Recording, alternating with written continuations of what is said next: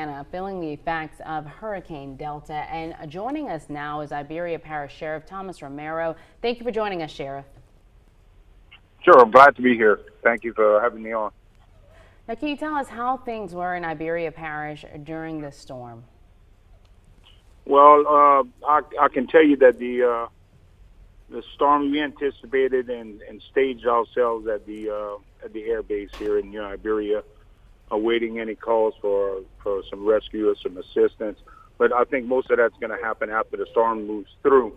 What we've seen is a lot of some rain, some whipping rain, high winds anywhere from 40 to maybe 74 miles an hour was reported in gusts, and then it would come to a lull, and then it would kick back up again. But we're still stationed here, ready to respond. So, what types of damage reports are y'all getting at the sheriff's office?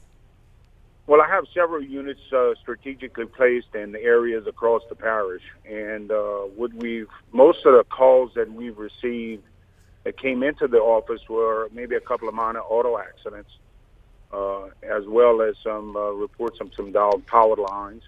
We came across several downed power lines and several trees blocking roadways. But for the most part, it's been a pretty quiet evening. Now, you did just mention some accidents. Iberia is under a curfew. Are you seeing many folks still on the road? No, the people of Iberia Parish are really, we've had many generations of people that have gone through hurricanes. We here in Iberia Parish, as well as the Acadian area, are very familiar with how to respond to hurricanes, how to set up, how to prepare, what we need to do. And for the most part, everybody in Iberia Parish has been following the curfew. And anything that we request from the people of Iberia, they've been very, very cooperative with the sheriff's office and the local police departments. Well, that's great news. We're certainly glad to hear that. And do you have anything that's you think is important, any message that you want to get out to your residents tonight? Well, what I'd like for everybody to know is that, we're here. If you need us, give us a call, and we're ready to respond.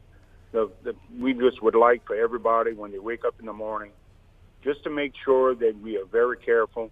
We have a lot of down power lines, and a lot of the roadways are blocked. So just be patient as utility companies come around to restore power in the area. A lot of these lines are still hot, or could be hot, and we don't want any accidents to happen. But for the most part, I think everybody will heed those warnings. All right, Sheriff. Well, thank you so much for taking the time to speak with us.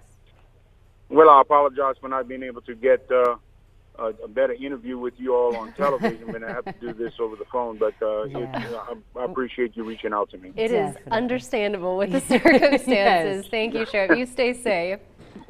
We will. Thank you so much. Yes.